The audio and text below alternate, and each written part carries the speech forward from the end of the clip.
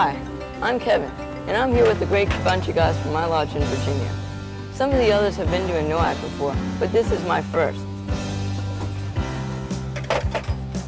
I was real surprised last summer when I was tapped out at camp.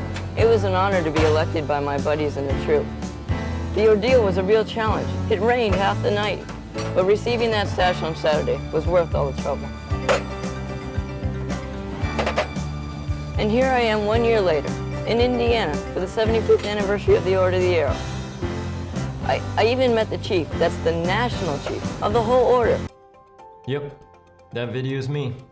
That is probably the oldest known video footage I can think of me. You gotta remember, not everybody had a camcorder and a camera in their hand on their cell phones back in the 80s. It was hard to find a camcorder. They were crazy expensive, they were large and stuff like that. And so I happened to be part of this video series, and how that came about and what it's all about we'll explain on this adventure down Scouts, Showbiz, and Spielberg, we'll call it, this one. He even gave me his autograph. Wait till the guys see this back home.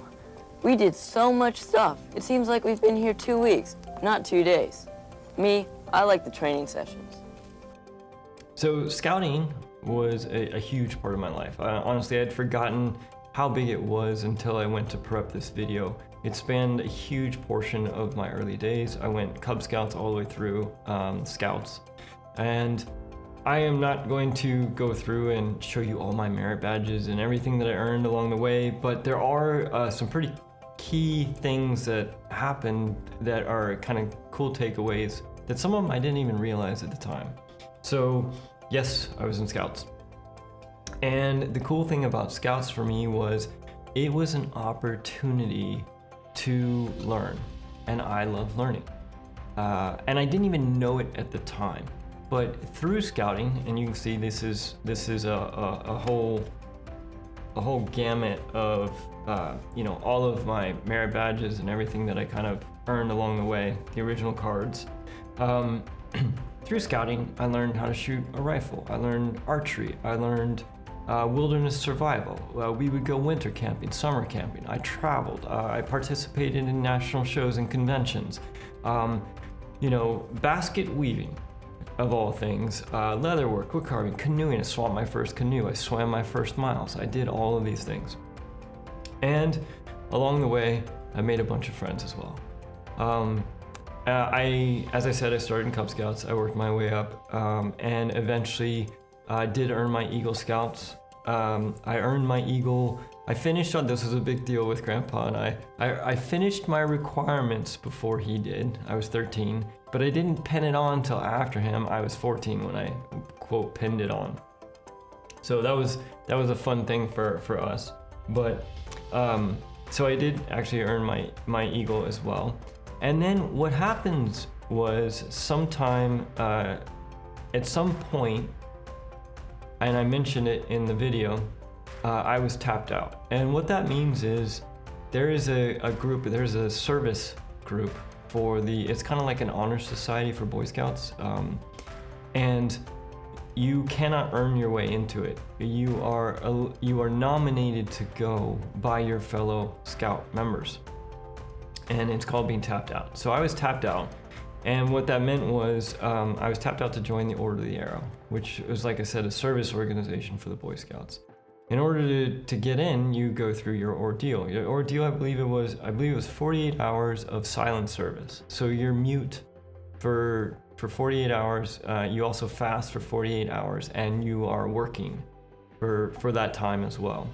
And whenever I tell you stories about cleaning out latrines, Rascal, like that was one of those times where I was literally cleaning out some of the nastiest latrines you can imagine, things that I didn't think I would ever be doing.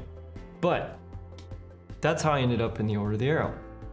Now, once I was invited to join the Order of the Arrow, that became a huge focus for me in general, because at that point I had finished a lot of just all of the merit badges and learnings and everything from that standpoint in Scouts.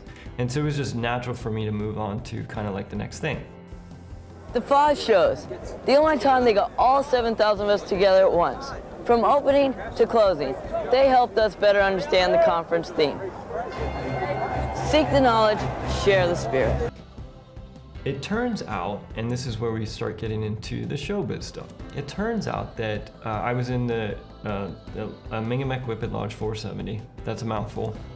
We were located in the DC area, and some of the advisors were involved with, ABC News and stuff like that, and so they ran the national shows. They helped out with a lot of the national shows and things like that, and that is how I found myself as part of the arena shows crew that would go to these national conventions, National Boy Scout Jamborees, National Order of the Arrow conventions, and things like that.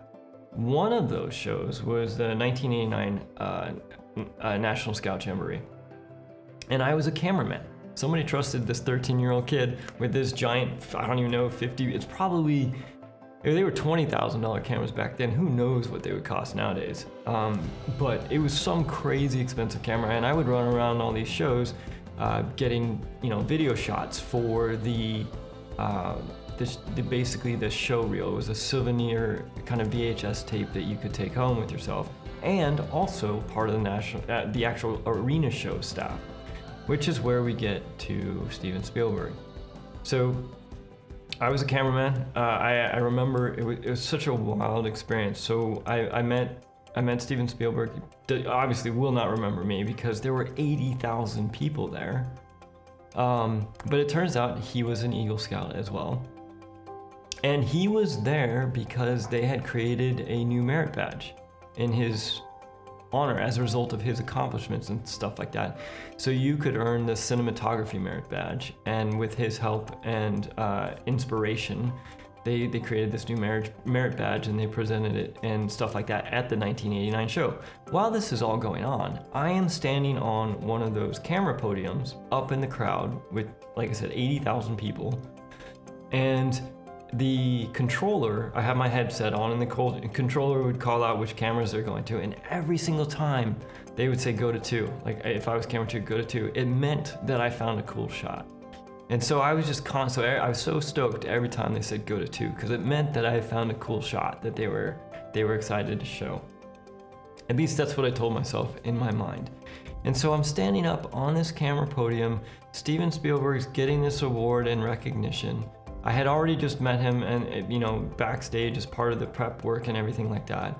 And then Lee Greenwood comes on and singing "Proud to Be American." 80,000 people singing "Proud to Be an American." I was just like, and here I am, like this kid up on top using this. It was a wild experience. Not too shabby, huh, guys? But that's just my opinion. There's plenty here for everyone.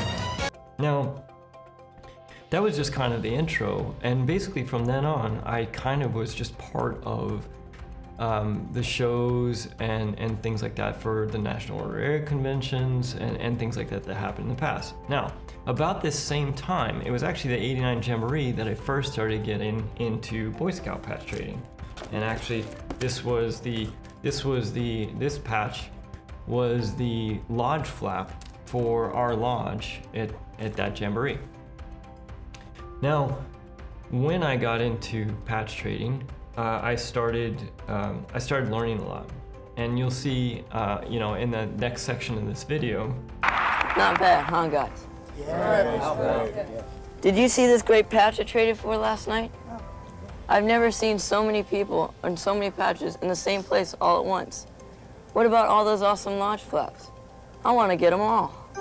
That patch is this patch. I still have it. And I remember it took me forever to trade for this patch. This was very difficult to get.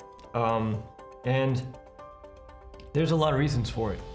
But this is kind of how we ended up with this video as well. So because I was part of the show staff, patch trading, all these kind of things, at one point, they were looking for somebody who had just the right squeaky voice, they called it, to be the person who was kind of like the MC, announced the whole thing together. And so these little snippets would play, and then there would be a whole series of footage with other people and interviews and stuff like that, and then I would come on and do the next thing, and then there'd be the next series. And as I mentioned in one of them, Boy Scout patch trading was a big, or lodge flap trading was a huge one of them.